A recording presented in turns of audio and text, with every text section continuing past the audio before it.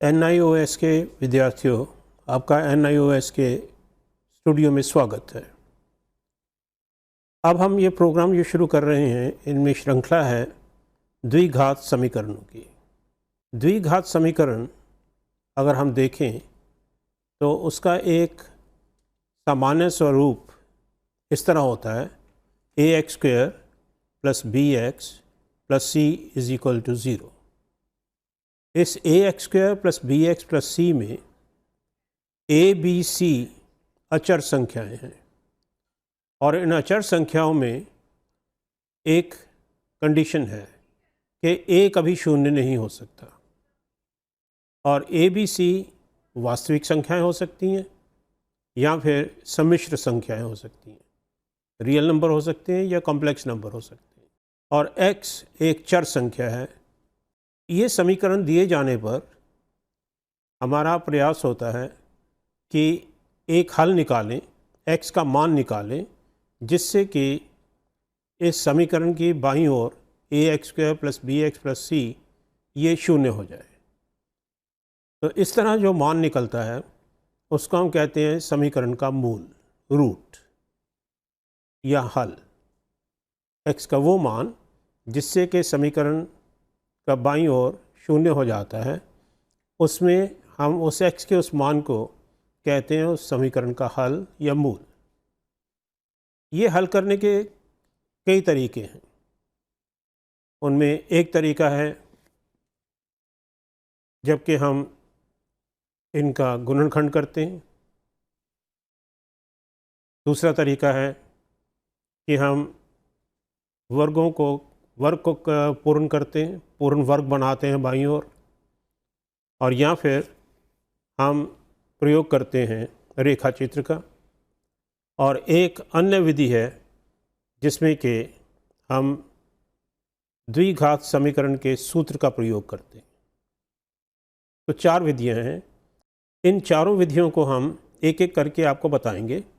सबसे पहले हम विधि लेते हैं, ये देखें कि वर्गीकरण से पहले इनका गुणनखंड कैसे बनाया जा सकता है। तो पहले तो हम एक समीकरण लेते हैं। ये समीकरण हमने ली x² - 5x - 6 = 0। इसमें अगर x का मान मैं -1 रख दूं तो हमें प्राप्त होता है -1² - 5 × -1 - 6। इसको हम सरलीकरण करें तो ये 0 के बराबर आ जाता है। तो प्रत्यक्ष है कि जैसा हमने आपको पहले बताया था कि वो x का मान या x का वो मान जिससे कि बाईं ओर की संख्याएं 0 हो जाएं, वो उस समीकरण का हल कहलाता है, मूल कहलाता है। तो -1 इसका एक मूल हो गया। अब फिर दोबारा इसी समीकरण को लेते हैं, x² - 5x - 6 = 0। अब x का मान हम रखते हैं 6। अब 6 मान रखने से फिर आप देख रहे हैं एक बार फिर बाईं तरफ 0 हो जाता है। तो 6 भी इस समीकरण का हल हो गया। x² - 5x - 6 = 0 के दो मूल हुए -1 और 6। इसका मतलब ये हुआ कि x² - 5x - 6 = 0 को हम लिख सकते हैं x = 1 × x - 6। ये बन गया गुणनखंड x² - 5x - 6 = 0 के बाईं ओर के। तो -1 और 6 कहाँ से प्राप्त हुए कि या तो x = 1 बराबर होगा 0 या x - 6 बराबर होगा 0। तो दोनों तरह से हमें दो वर्ग मिल जाते हैं, दो इनके मूल मिल जाते हैं। तो ये तरीका हुआ कि हमने तो पहले आपको दिखाने के लिए दिया कि दो मूल हमने रख के दिखाए आपको कि वो समीकरण को संतुष्ट करते हैं, उसमें बाईं ओर 0 आ जाता है। लेकिन चलने की विधि यही होगी कि पहले हम उनका गुणनखंड करेंगे, तो दोनों गुणनखंड जो बनेंगे उनको एक एक बार 0 करके हमें दो मूल प्राप्त हो जाएंगे। चलिए एक और समीकरण लेते हैं। इस बार समीकरण हम लेते हैं 4 एक्स वर्ग घटा 4x घटा 3 बराबर 0। इसको गुणनखंड में परिवर्तित करने के लिए इस समीकरण के बाईं ओर को गुणनखंडों में बदलने के लिए हम बीच वाली संख्या को दो हिस्सों में बांट देते हैं। हम बीच वाली संख्या -4x को लिखते हैं घटा 6x जमा 2x। तो इस तरह मिल गया हमें 4x का वर्ग घटा 6x जमा 2x घटा 3 बराबर 0। और इसको सरलीकरण करने पर हमारे पास दो गुणनखंड आए, 2x जमा 1 गुना 2x घटा 3। तो इन दो गुणनखंडों में से बारी बारी शून्य रखने पर हमें मिलता है x बराबर घटा 1/2 और x बराबर 3/2। तो हमने समीकरण ली थी 4x का वर्ग घटा 4x घटा 3 बराबर 0। इसमें x के दो मान आए, घटा 1/2 और 3/2। तो ये इस समीकरण के मूल हो गए। अब एक समीकरण को अगर हम लें एक सामान्य रूप में, हम लेते हैं ax² plus bx plus c बराबर 0। अब हम ये देखना चाहते हैं कि जब हम गुणनखंड बनाते हैं तो उसकी विधि क्या होती है। सबसे पहले तो a और c को गुणा किया तो हमें मिल गया ac। अब ac के दो गुणनखंड हमने बनाने हैं जिनका के योग b के बराबर हो, यानी कि x का जो कोफिशिएंट है उसके बराबर हो। फिर से देखिए, ax² plus bx plus c बराबर 0 गुणनखंड करने के लिए पहले तो a और c को गुणा कर लीजिए। अब ac जो संख्या आपको प्राप्त हुई इसके दो गुणनखंड कीजिए जिनका योग b के बराबर हो। तो इस तरह से जब हम ये प्राप्त करेंगे दो गुणनखंड तो बीच की संख्या दो हिस्सों में बट जाएगी। तो जब दो हिस्सों में बट गई तो उसके बाद आप उनके गुणनखंड लिख सकते हैं। इसी तरह से आप एक और समीकरण को ले लीजिए। अब समीकरण हम लेते हैं ax का वर्ग जमा bx और घटा c। पहले था योग c, अब है घटा c। पहला चरण तो वही होगा कि a और c को गुणा किया, उससे मिला हमें ac। अब ac के दो गुणनखंड इस तरह करने हैं कि उनका अंतर b के बराबर आ जाए। अगर c प्लस है, c से पहले योग का चिन्ह है, तब तो हमें उन दो खंडों का योग चाहिए b। लेकिन अगर घटा है c के पहले तो उनका अंतर हमें b के बराबर चाहिए। अब हम लेते हैं ax² plus bx plus c बराबर 0 के हल को वर्ग पूर्ण करके कैसे कर सकते हैं। हम ax² plus bx plus c में c को दूसरी तरफ ले जाके लिखते हैं घटा c। अब ax² प्लस bx बराबर हो गया घटा c। a से भाग कर दिया सारी समीकरण को, तो हमें मिला x² plus b/a x is equal to घटा c भाग a। अब बाईं ओर का एक वर्ग बनाने के लिए हमें कौन सी संख्या इसमें योग या घटा करनी पड़ेगी ताकि बाईं ओर हमें एक पूर्ण वर्ग मिल जाए। सीधा तरीका है, x का वर्ग तो है ही हमारे पास और दूसरी संख्या है प्लस b/a x। तो इसमें अगर b/a के आधे का वर्ग हम जोड़ दें तो हमें एक पूर्ण वर्ग मिल जाएगा। तो अगर हम बाईं तरफ b/2a का वर्ग जोड़ते हैं तो समीकरण को संतुलित रखने के लिए उसके दाईं ओर भी वही b/2a के वर्ग को जोड़ना पड़ेगा। तो हमें संख्या मिल गई x² जमा b/ax प्लस b/2a का वर्ग बराबर b/2a का वर्ग घटा c/a। अब बाईं तरफ बन गया x जमा b/2a का वर्ग और दाहिनी ओर बन गया b का वर्ग घटा 4ac बटे 4a का वर्ग।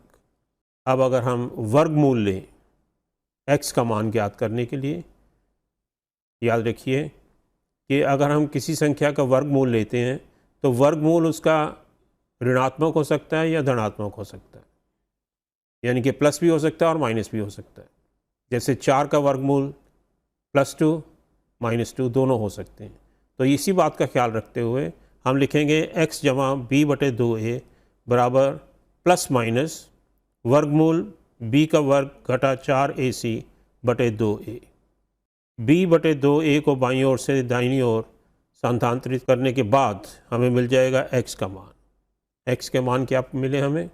x के एक मान मिला हमें घटा b जमा वर्गमूल b का वर्ग घटा 4ac बटे 2a, और दूसरा मिला घटा b घटा वर्गमूल b का वर्ग घटा 4ac बटे 2a। तो ये इस तरह हमें दो मूल मिल गए इस समीकरण के।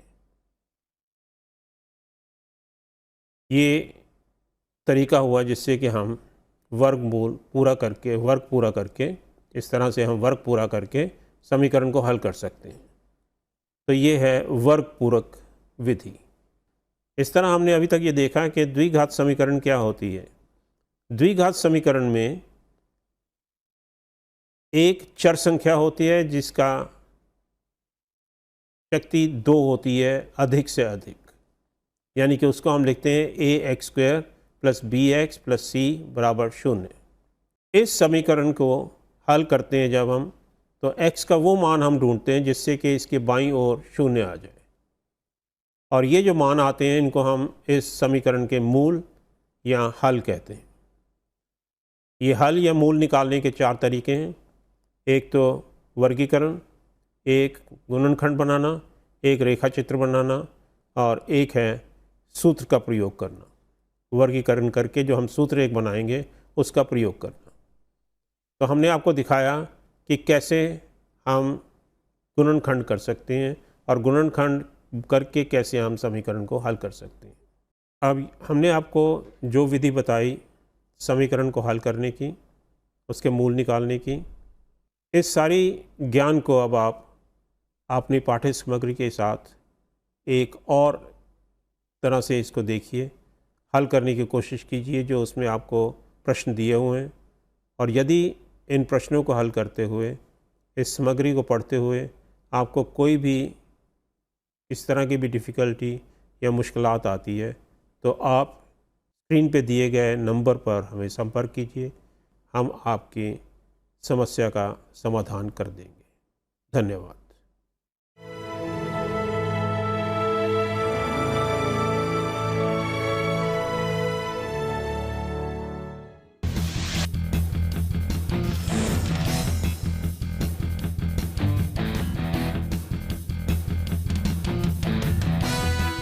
राष्ट्रीय मुक्त विद्यालयी शिक्षा संस्थान NIOS आम आदमी के जीवन स्तर को बेहतर बनाता है।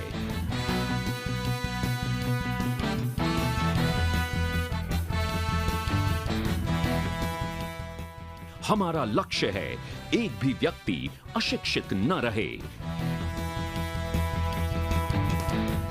शिक्षा के बंद दरवाजों को खोलता स्कूल NIOS यानी राष्ट्रीय मुक्त विद्यालयी शिक्षा संस्थान, जिसने 25 लाख से अधिक लोगों को बेहतर शिक्षा से जोड़ा है।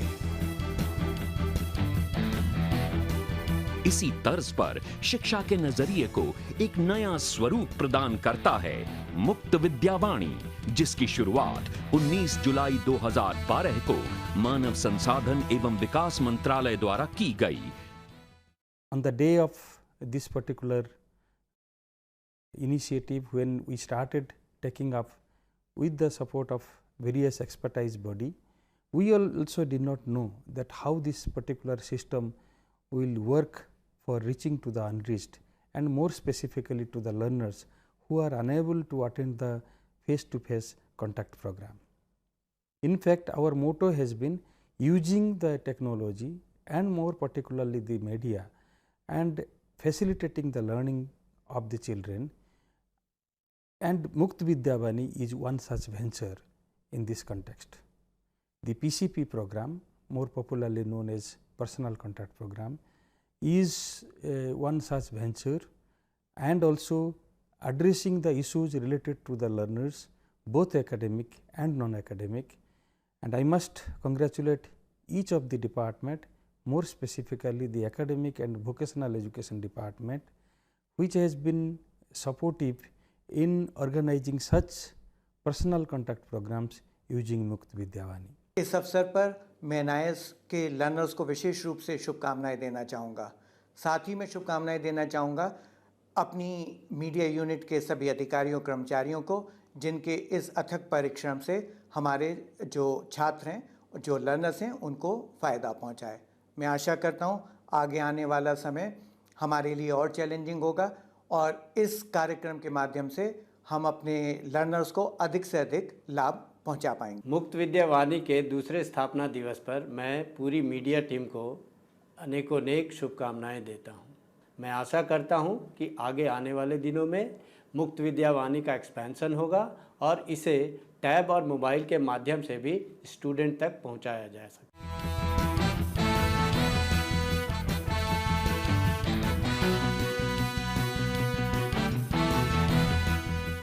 मुक्त विद्यावाणी के कार्यक्रमों को विद्यार्थियों तक पहुंचाने के लिए कई प्रक्रियाओं से गुजरना पड़ता है। सबसे पहले हमारे ऑडियो स्टूडियो में विषय विशेषज्ञ, शैक्षिक अधिकारी, एंकर, कार्यक्रम निर्वाहक और तकनीकी कौशल की सहायता से एक कार्यक्रम को तैयार करके उसे प्रसारित किया जाता है, जिसमें माध्यमिक, उच्चतर माध्यमिक और व्यावसायिक पाठ्यक्रमों के कार्यक्रम शामिल हैं।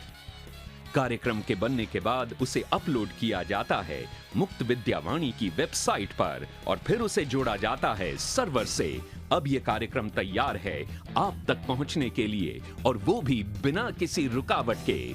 मुक्त विद्यावाणी बहुत ही मेरे लाइफ में बहुत ही इम्पोर्टेंस है, क्योंकि जो भी लेसन मुझे समझ में नहीं आता था तो मैं उसमें सुनता था और उसमें जो भी बताता तो मुझे उससे बहुत हेल्प मिली है।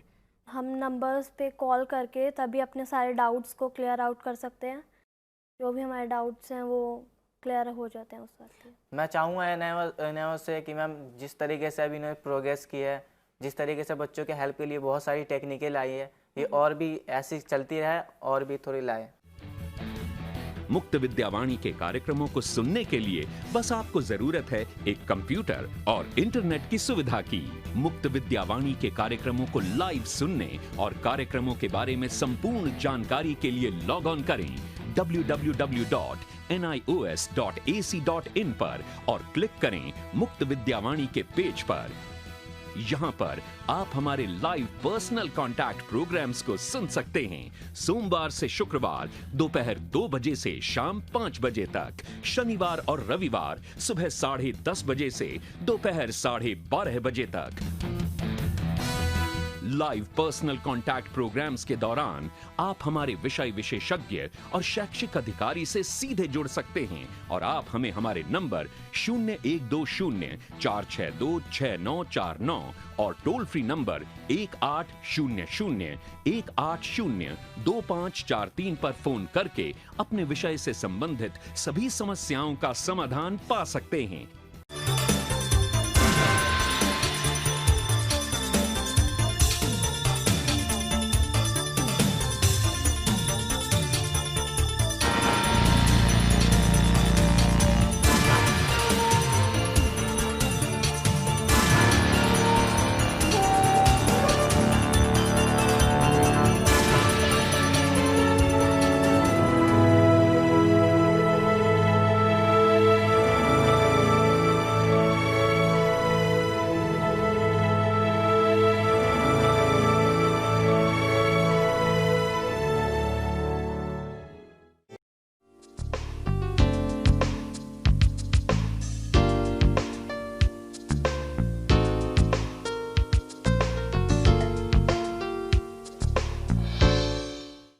तो NIOS के विद्यार्थियों, आपका पुनः स्वागत है NIOS के स्टूडियोज़ में।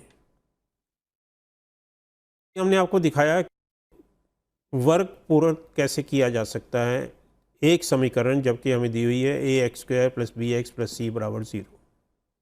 अब इसकी एक दूसरी विधि हम दिखाते हैं आपको। हमने फिर वही समीकरण ली ax² + bx + c = 0। इसमें फिर वही c को हम दूसरी तरफ लेके गए, हमने लिखा ax² + bx = -c। अब बजाय इसके कि हम a से भाग करें, हम a के 4 गुने से सारी समीकरण को गुना कर देते हैं। a जो कि x² का गुणज है, उस गुणज से के 4 गुणे से हम सारी समीकरण को गुणा कर देते हैं। तो गुणा करके हमें मिला 4a² x² जमा 4ab(x) बराबर घटा 4ac। अब बाईं ओर आप देखिए कि आपके पास जो दो संख्याएं प्राप्त हैं, हमने इसका वर्ग पूर्ण करना है, वर्ग बनाना है।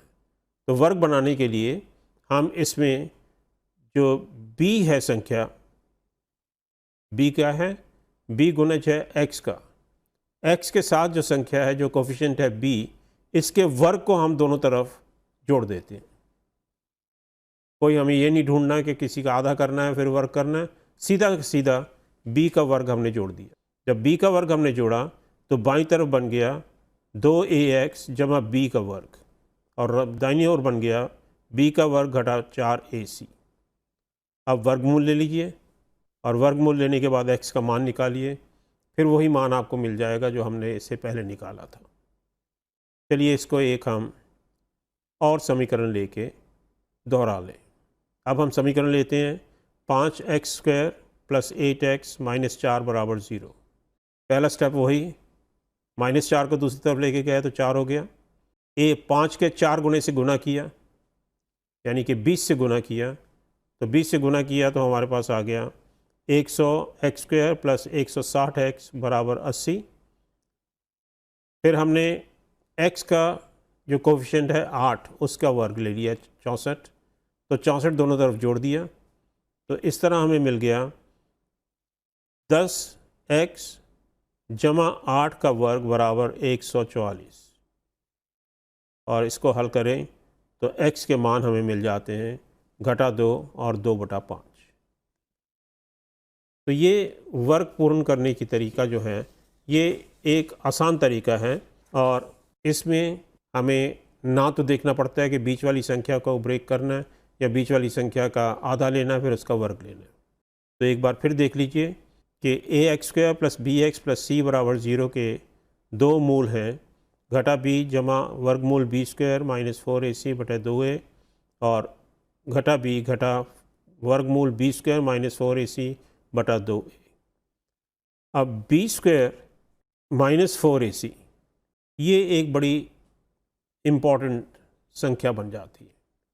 इसको हम कहते हैं डिस्क्रिमिनेंट, यानी कि ये संख्या, ये मूलों में एक विविधता लेके आता है, बताता है हमें कि मूल कैसे होंगे।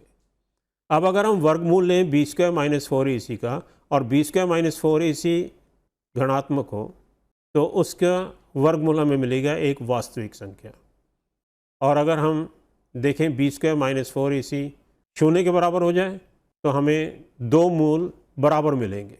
और अगर b² - 4ac डिस्क्रिमिनेंट है, अगर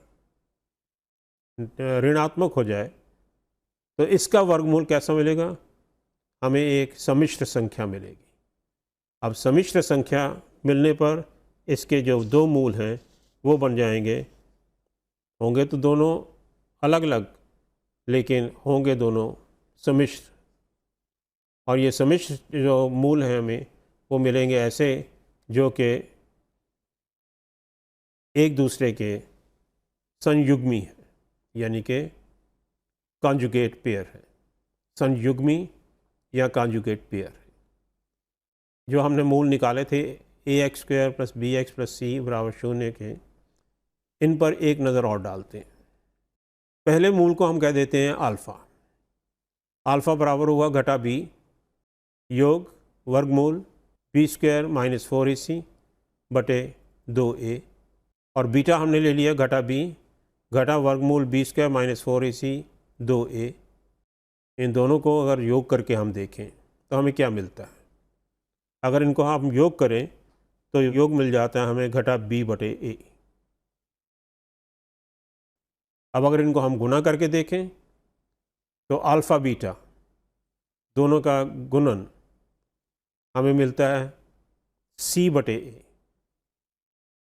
तो यहाँ से हमें एक बहुत ही महत्वपूर्ण निष्कर्ष मिला कि किसी भी द्विघात समीकरण में वर्गों का योग बराबर होता है x के कोफिशिएंट को अगर हम भाग कर दें एक्स स्क्वायर के कोफिशिएंट से और लें हम उसको घटा, यानी कि पहले जो एक्स का कोफिशिएंट है उसको लें हम ऋणात्मक, अगर माइनस है तो प्लस लेंगे, प्लस है तो माइनस लेंगे, और भाग करेंगे उसको एक्स के वर्ग के कोफिशिएंट से, और उनका जो गुणन होगा यानी कि अल्फ़ा बीटा वो होगा सी यानी कि जो अचर संख्या है, अचर संख्या भाग एक्स स्क्वायर के कोफिशिएंट से। तो अगर अल्फ़ा बीटा किसी समीकरण के मूल हैं तो वो समीकरण क्या होगी?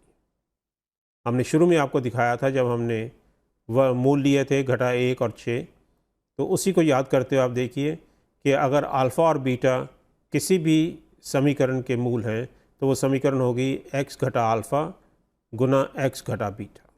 इसको अगर हम गुना करें तो हमें मिलता है x का वर्ग घटा alpha plus beta x plus alpha beta बराबर 0। अल्फ़ा प्लस बीटा ये उनके मूलों का योग है, अल्फ़ा बीटा इनका गुणन है। इससे हमें एक तरीका मिल गया कि अगर हमारे पास मूल दिए हों तो हम एक द्विघात समीकरण बना सकते हैं। क्या करेंगे? हम मूलों का योग लेंगे और मूलों का गुणनफल लेंगे। तो x का वर्ग घटा मूलों का योग, योग मूलों का गुणनफल बराबर 0। ये एक समीकरण बन जाएगी द्विघात हमें दिए गए मूल के बराबर। अब एक उदाहरण लीजिए इसके लिए। Alpha beta 5x square minus,